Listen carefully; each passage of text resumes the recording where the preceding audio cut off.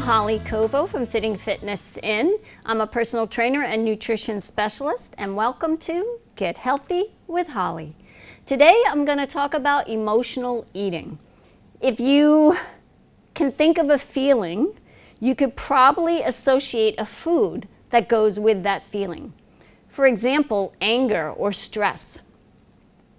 You may associate potato chips, corn chips, nuts, something that's crunchy, hard and crunchy. The reason why we like that is because the tension, when we're crunching on that hard food, it releases the tension in our jaw, which helps reduce our stress.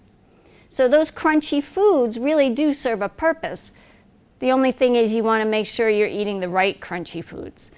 So instead of those potato chips, corn chips, although some nuts are good, maybe try chewing sugarless gum, or pretzels, or some carrots. I'll show you some foods later that are going to be easier, better to eat, better choices to get your crunch. Now, how about sad or brokenhearted or even depression? When we are sad or depressed, we tend to reach for maybe chocolate, ice cream, or cheese. And the reason is that consistency, that smooth consistency, actually soothes us. And chocolate especially, because chocolate brings out the serotonin, which is that chemical in the brain that makes you feel good and it elevates your mood. So chocolate really does elevate your mood. You just want to be careful how much you eat. You can always eat non-fat chocolate frozen yogurt. You can eat hot chocolate, or maybe even the chocolate avocado mousse that I made on a previous episode. That was really tasty. You just have to eat it right away. But those things are definitely soothing for when we're sad and we're not feeling very well, or we're depressed. So let's talk about when we're happy and joyful. We tend to go for the foods like pizza, chips and dip, or cake, because we associate those with happy occasions or holidays, like birthday parties and get-togethers with the family.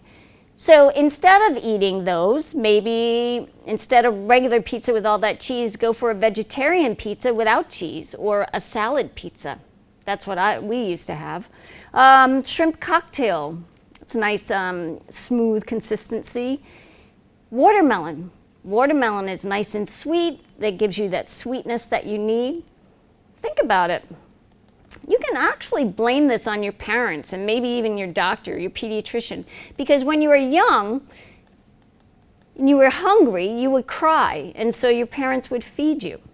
Or if you fell and skinned your knee, maybe they gave you a chocolate bar to make you feel better. And when you went to the doctor and you got a vaccine, you got a shot, they gave you a lollipop. So you were rewarded with food. So think about that. We've been rewarded with food all the time, and on different celebrations, good celebrations, sad, stress, everything. So emotional eating is a tough one. We tend to go for those foods that are rich in carbohydrates because that gives us a feel-good feeling, and we may feel good about it then, but it's probably not the best thing for us, and we're not going to feel great afterwards. It's just a temporary mood-boosting solution. So what we want to do is we want to track our food and our mood. And what I tell my clients who are emotional eaters, and really most of us are, is to use a journal, a food mood journal, and start tracking when you're eating emotionally. When you think about it, everybody has different moods. And when we start tracking the moods and what we're eating or what may trigger it, we start learning about the triggers, and we can learn how to modify our behavior and change our behavior so that we're not going to do the same things over and over again. We want to put a stop to it and get better. So we want to know what triggers us, we want to be aware of it so we can diffuse that situation.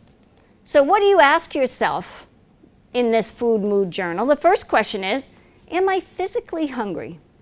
Because you may not be hungry at all, but you're just reaching for food because it's there or you're bored. The second question is, what do I want to eat? What do I really want to eat? The third question is, what am I feeling right now? What am I feeling that's causing me to reach for food, and what type of food? What am I saying to myself? Am I saying to myself, oh, I had a really tough day, I just feel like crap, I deserve a glass of wine, or I deserve that ice cream? That's what you're saying in your head. So you want to track that. What are you saying in your head so that you can start feeding yourself self-talk that's a little better than that and puts you in a different position or behavior pattern so that you're making good choices. The other questions are, who is with me? Is somebody stressing me out? Is somebody triggering it? Are my kids, is it bewitching hour and my kids are all going crazy and it's just so stressful? What has been going on today or yesterday or this week? What's going on that's causing you to eat emotionally? Eating your emotions, grabbing the wrong foods. The more you can understand this, the more you can see what's triggering you and stop that behavior. But you don't know it until you start tracking it. So the food mood journal is one of the tools that I give my clients in order to find out what's really triggering them, and they can get a better understanding of their patterns. The other thing is, instead of reaching for those bad foods, those chips, do something instead of eating. Do something with your hands. Maybe do a puzzle, a jigsaw puzzle, or one of those brain puzzles, or a crossword puzzle, or knitting, or crocheting, or go outside and play tennis. You know I was going to throw exercise in there somewhere, right? If you really are sad and depressed, reach out to someone and get support. Maybe you call your girlfriend or your parents, or you call, you have a therapist. Call somebody and get support. Take time out for yourself to just do nothing and chill. We don't do that often enough.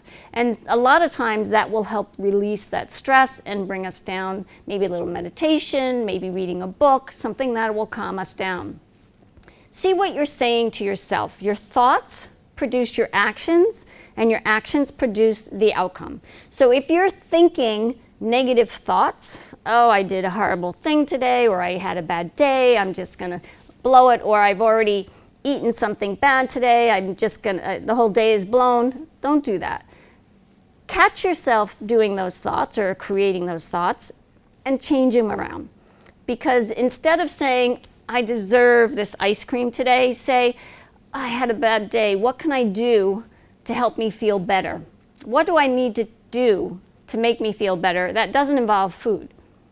So your thoughts produce your actions produce your outcomes. Because if you choose to then maybe go for a walk, or go up and down the stairs, or put the music on in the family room and just dance.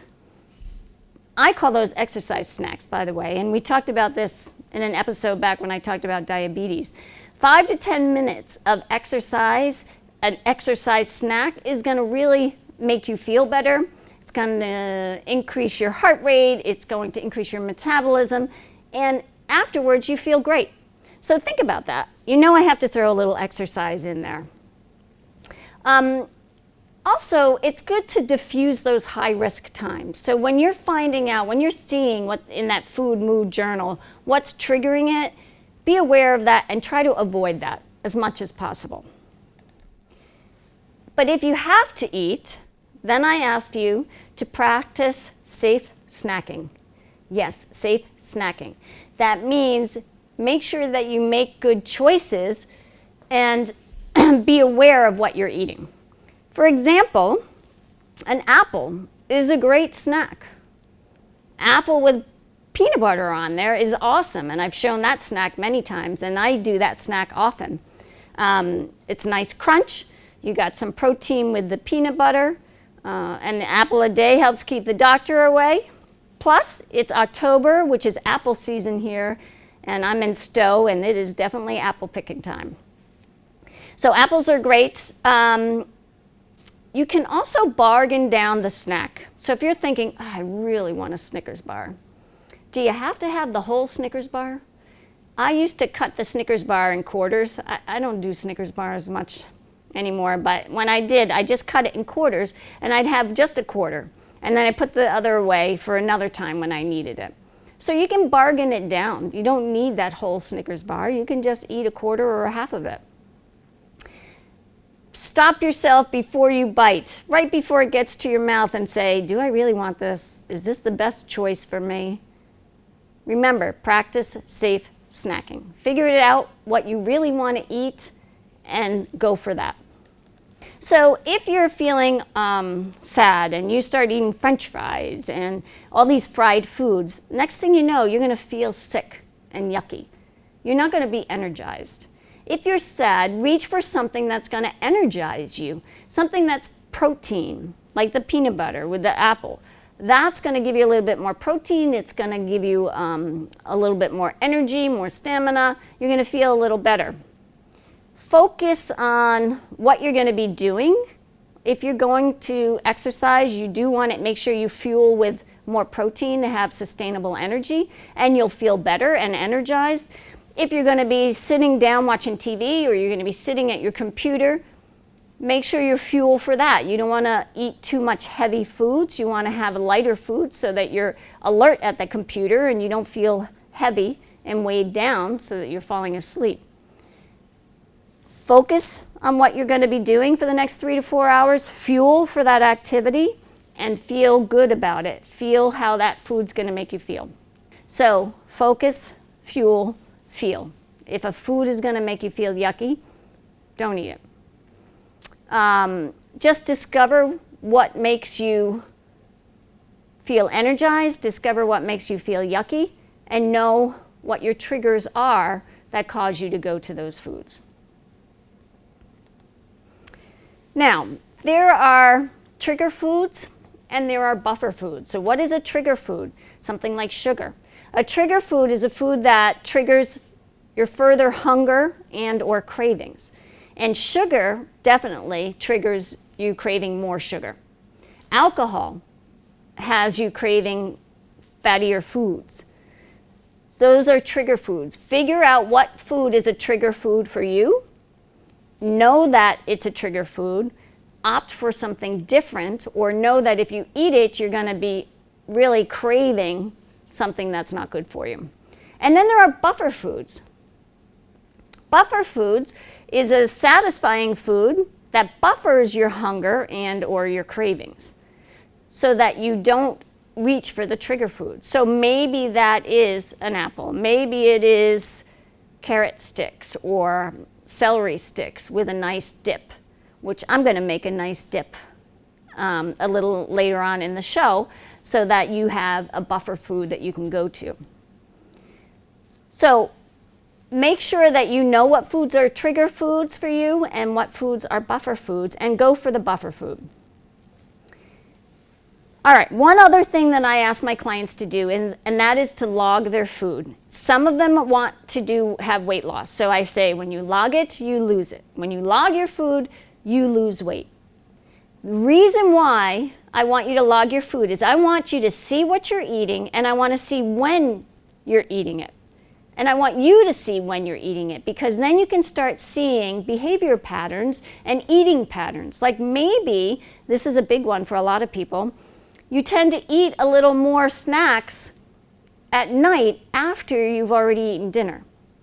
And that tells me that you probably didn't eat enough protein in dinner to fill up your stomach and feel full so that you're not reaching for those snacks. The last thing you need is a snack at 9 o'clock at night if you're going to bed at 10.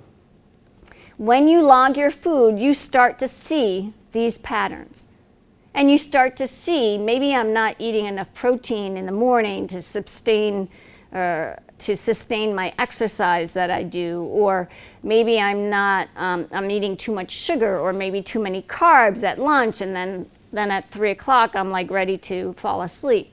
So you can start tracking it. Now, whether you track it on piece of paper, like the food log that I'm showing on the screen right now, or if you log it in an app. My clients use my Fitting Fitness In app to log their food, but there are free apps online, loseit.com, myfitnesspal.com. If you have a Fitbit, Fitbit has a food logging ability that you can log your food. So logging your food makes a difference. When you log it, you lose it. But you also start seeing what your patterns are. And it's a lot easier to change your behavior when you know when that behavior happens. The last tool I'm going to give you is a planning tool. Planning is key. Planning is half the work. If you plan your meals, then you're only going to have the food in your house that you have already planned to have in your meals. And don't plan those trigger foods. So don't have them in your house. Planning is half the work. And I tell my clients, I usually give them the dinner menu plan. You can see on the screen that there's just a dinner menu plan, and then there's one that you can plan your breakfast, lunch, and dinner. I find that people usually do go south or go bad with dinner when they don't plan it, because you come home from work, you're tired, you're hungry, you want something that's quick and easy. But if you have planned out the week, and maybe you did some prep over the weekend and froze some stuff so that it's a lot easier and quicker during the week, or maybe you've planned to do something in the crock pot, which you put in the morning and you come home and it's ready. I love that. And now that we're starting to get into cooler weather, that's a great tool. I also plan for leftovers. So I make sure if I'm making something on Monday, I'm making a big batch, and then we can have leftovers on Wednesday, especially if it's a night where there's a lot of things going on. So planning is key.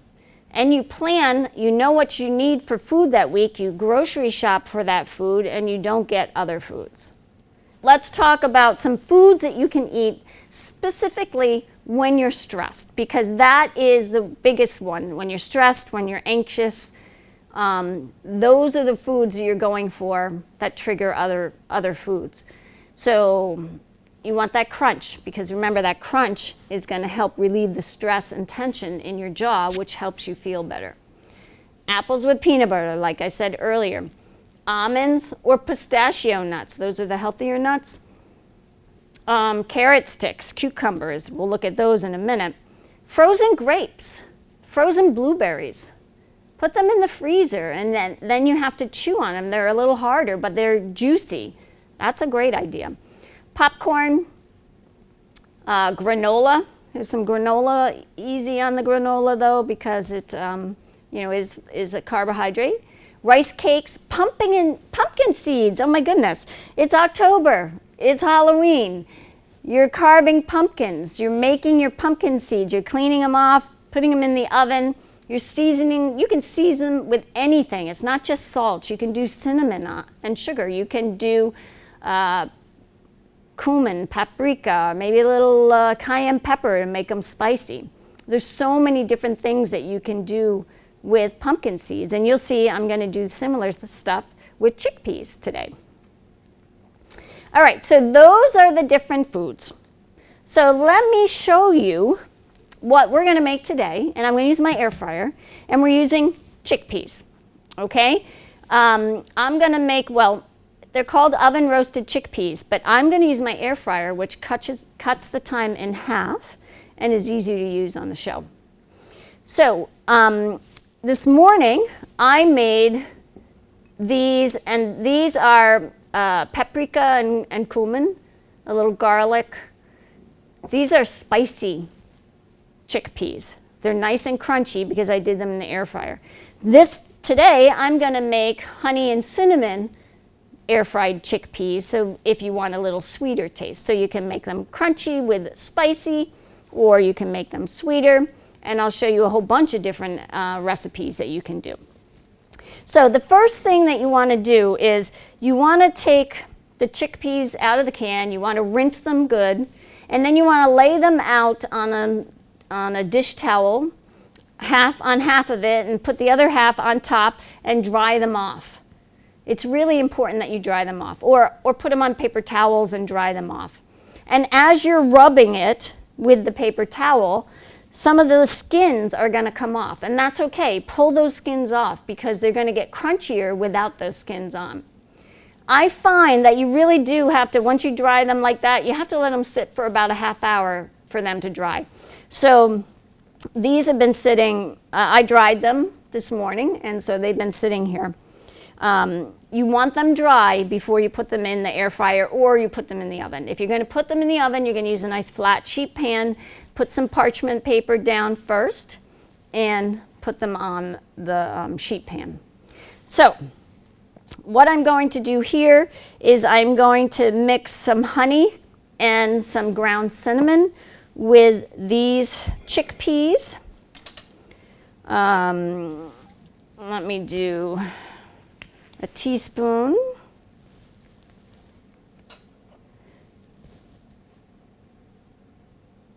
No, half a teaspoon. No, we'll do a teaspoon. Because we want to have enough honey on there that there's liquid on them. All right.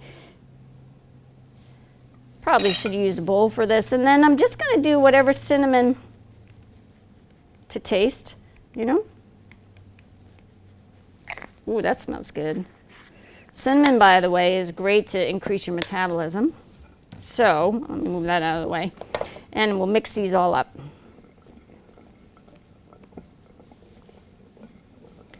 Get all of them a little bit of honey. All of them have a little bit of cinnamon. Ooh, yeah, look at that. And then we're going to put it in the air fryer.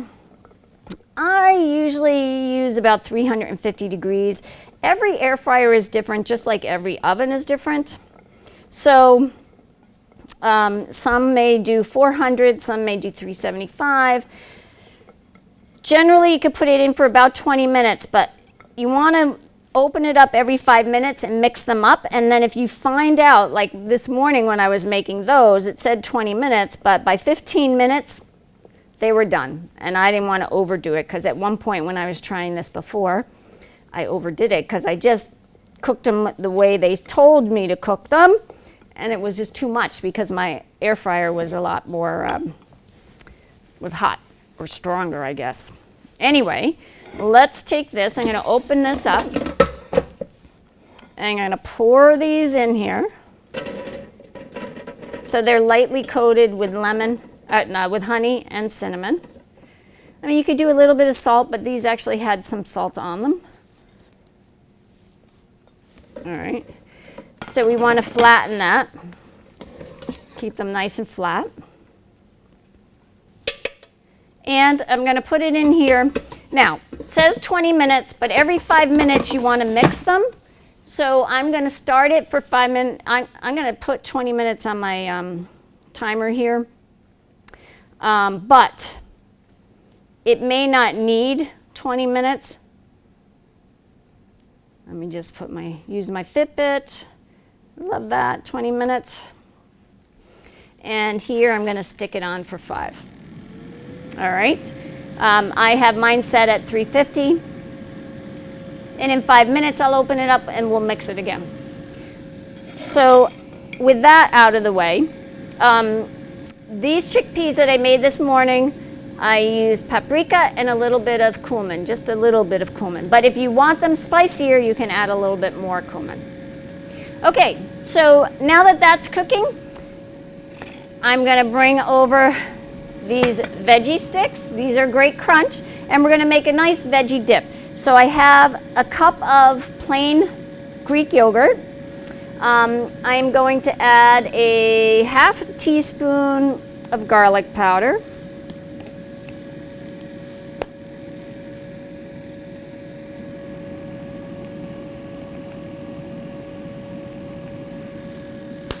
All right, I'm going to add a quarter of a teaspoon of onion powder. Woo.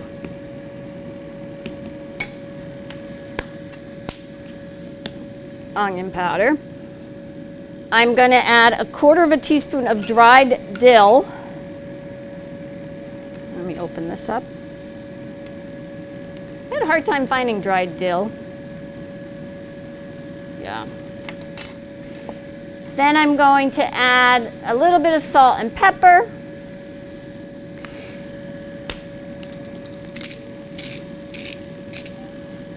Some pepper.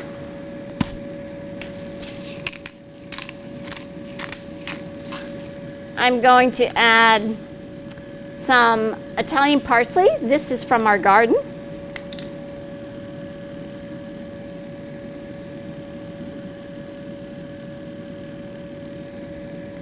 That was from our 2022 last year. And I'm going to add some basil. This is some basil from my year 2020. We get a lot of basil.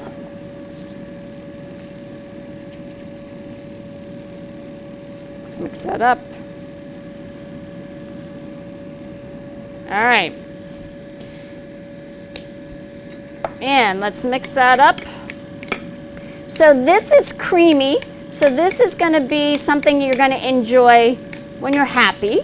And then you have the crunchy celery, the crunchy carrots, the crunchy red and green peppers, which is something that you can enjoy maybe when you're stressed out, because it's going to be crunchy and you're going to relieve the tension on your jaw. That's quick and easy, isn't it? Very quick and easy. No time for that one. All right, so we have this. We have our chickpeas that are a little bit spicy, and in a minute we'll have our chickpeas that are a little bit sweet. While this is cooking, there's another slide that shows you all these different other ways that you can make these roasted chickpeas. There's lemon pepper or lemon and black pepper flavoring, there's nacho cheese flavoring, there's ranch flavor, there's salt and vinegar flavor. If you're going to do the salt and vinegar, you really kind of want to soak the chickpeas in vinegar for about 30 minutes beforehand to really get that vinegar flavor in there. Then you have the cinnamon honey. You pretty much can do anything you want. You can do cayenne pepper. Add some red pepper flakes in there if you really want it hot. But the same with all of these combinations you can do with your pumpkin seeds as well. So I will have these recipes up on my website under the Get Healthy with Holly tab for this episode. All right, these are done. Let's take them out. Oh, they might even be a little too done. See, that's why you have to keep watching, because you don't want them to get too, you don't want them burnt. These are definitely nice and crispy. These are my paprika and cumin. These are honey and cinnamon chickpeas. And here we have our veggie dip with the crunchy veggies. So if you're having a stressful day, don't reach for the chips and the nuts and the other foods that aren't good for you. Reach for something like this. And these really, this only took 10 minutes in the air fryer. So again, all the food log, the menu logs, the menu planners, those will all be on my website, fittingfitnessin.com, under the tab Get Healthy with Holly. And I'd like to thank you for joining me today, and I'll see you next time on Get Healthy with Holly.